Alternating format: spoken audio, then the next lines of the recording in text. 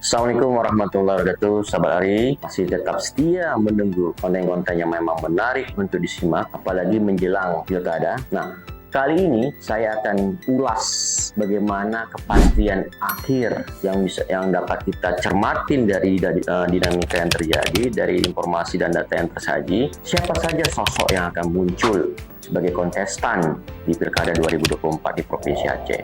Karena kalau kita lihat dari pendaftaran itu di bulan Agustus, kalau kita pakai tahapan pilkada, sahabat Ari, ya, maka pendaftaran pasangan calon itu di bulan Agustus, tanggal 27 sampai tanggal 29. Nah, artinya format paket pasangan itu harus ada di akhir Juli atau di awal Agustus. Itu kata kuncinya, akhir Juli atau awal Agustus. Ketika kita bicara tentang paket pasangan yang akan berkontestasi pada dinamika pilkada di Provinsi Aceh pada 2024, dari hasil yang saya cermatin dari berbagai informasi, baik monitoring media, baik dari informasi observasi lapangan dan lain, ya, sudah ada beberapa nama yang memang secara keseriusan mendeklarasikan diri untuk maju sebagai kandidat, walaupun juga sudah ada gerakan yang dilakukan oleh timnya, bukan dikatakan langsung oleh yang bersangkutan, tapi mendapatkan perhatian serius dari khalayak ramai. Siapa saja mereka? Ada yang sudah pasti kita sudah ketahui, Muzakir, ada Muhammad Nazar, bakal calon gubernur, ya. Siapa lagi? Ada Nasir Jamil. Siapa lagi? Ada Ruslan Abdul Ghani. Ada siapa lagi yang menjadi kandidat calon gubernur? Ada Prof. Abdullah Sani yang sudah mendeklarasikan diri. Mungkin itu ya. Mungkin kalau dilihat yang lain belum muncul nama-nama yang memang secara serius. Nah, dari kita satu lagi, Bustami Hamzah. Lupa Bustami Hamzah. Kenapa ini masuk? Ya, tadi yang saya katakan, ingat, ada gerakan tim yang memang secara serius mengarah ke sana, ya, dan ini menjadikan satu tolak ukur bagi saya memasukkan Bustami Hamzah. Walaupun hari ini dia berstatus sebagai PJ Gubernur, artinya dia harus melakukan pengunduran diri, ya, dari jabatannya sekaligus sebagai status ASN, ya. Kemungkinan harus dilakukan di pertengahan Juli. Kalau tidak, ya dia nggak akan maju. Berarti sebatas gini. Kalau di lewat tanggal 17 Juli atau lewat tanggal 20 Juli, berarti Bustami Hamzah hanya gimmick, ya, ataupun tidak tuntas untuk melakukan eksekusi mendapatkan tiket partai untuk maju. Dari nama-nama yang beredar, maka saya akan melihat ada, kalau dari kuota 81 kursi yang tersedia di DPRA, maka bisa dicacah itu menjadi 3 poros atau 4 poros, ya, kandidat yang akan muncul, ya, walaupun ada juga kandidat-kandidat yang akan nanti mungkin di akhir juga akan muncul, ada kayak umpamanya TM Nurlif dengan Mawardi, ya, itu juga bisa salah satu paket umat. Nah, oke, berarti ada, kita listing lah, ada Mualim, Muhammad Nazar, ada Ruslan, Nasir Jamil, TM Nurlif, ya, Bustami Hamzah, dan Prof. Abdullah Sani. Dari nama-nama yang beredar, semua sedang berkompetisi untuk mencari tiket, karena kebutuhan tiket untuk bisa mengusung, ya, paket pasangan itu harus mencukupi 13 kursi atau 15% dari total kursi yang tersedia di parlemen.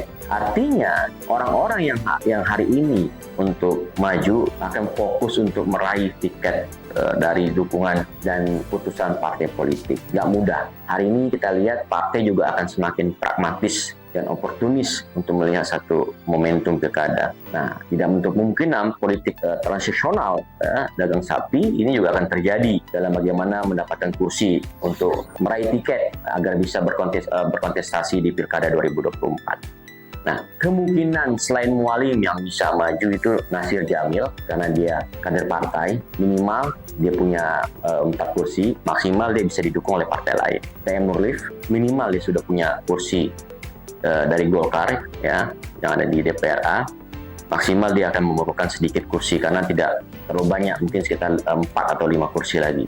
Nah, hal lain yang juga bisa dilakukan oleh Ruslan karena dia juga kader PKB yang bisa maju.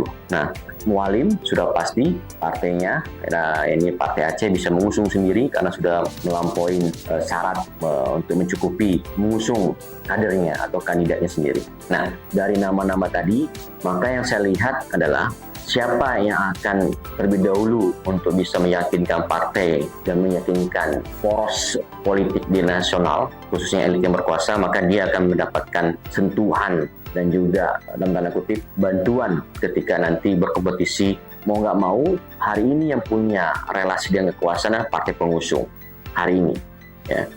Maka bisa kita pastikan orang-orang yang akan dekat dengan lingkaran kekuasaan berpotensi secara probabilitas akan mendapatkan peluang besar untuk bisa menang di pilkada. Nah, tentunya dalam pilkada ada dua perspektif yang harus dipahami. Perspektif pertama adalah yang harus dilihat adalah elektabilitas, popularitas, koneksitas, dan isitas. Dan perspektif yang kedua, modalitas sosial, jaringan, finansial, kapasitas. Modalitas sosial, jaringan, finansial, dan kapasitas. Nah, dari nama-nama ini, hampir semua yang ada. Tinggal bagaimana mengeksekusi siapa yang mendapatkan dan berhasil melakukan komunikasi politik secara bargaining position, secara transaksional dengan partai yang akan disanding untuk mendapatkan dukungan penuh dalam bentuk SK yang akan diserahkan ke penyelenggaraan nantinya.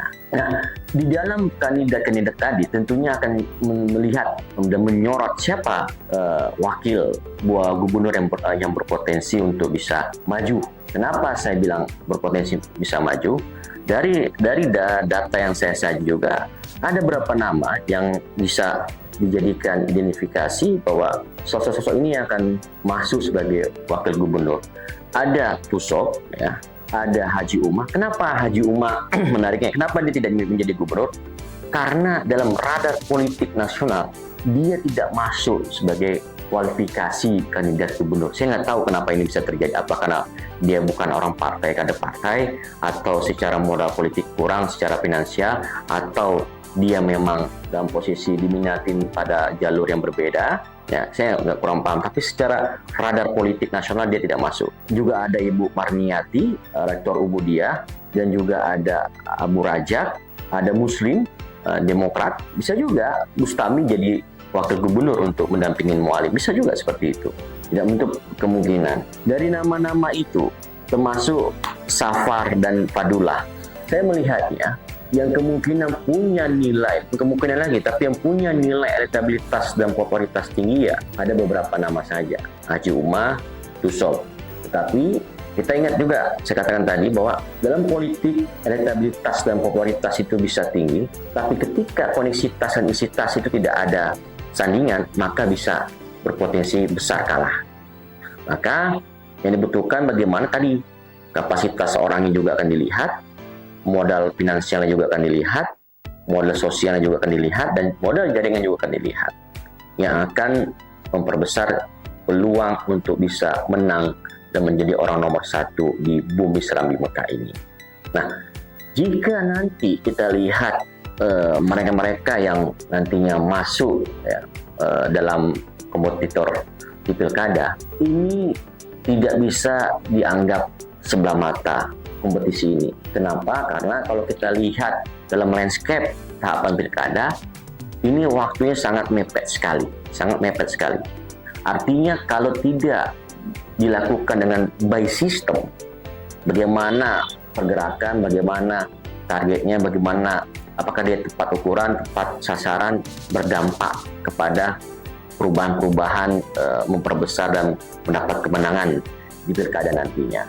Tentunya kerja-kerja politik gubernur juga harus linear dengan kerja-kerja kabupaten. Artinya bupati-bupati yang nantinya ada di kabupaten itu juga harus terkonek dengan kerja-kerja politik di level Aceh atau provinsi. Nah, sahabat Ari, sebagai hal yang nantinya saya ingin tegaskan di dalam konten kali ini, yang bicara tentang kepastian sosok yang akan berkompetisi di pilkada, saya ingin menegaskan bahwa semua itu akan ditentukan bagaimana arah dukungan dari elit yang berkuasa. Ingat, semua akan ditentukan dari apa yang ada di level nasional. Tetapi juga tidak menutup kemungkinan bahwa walaupun level nasional juga punya kekuatan, tetapi prakteknya juga bisa terjadi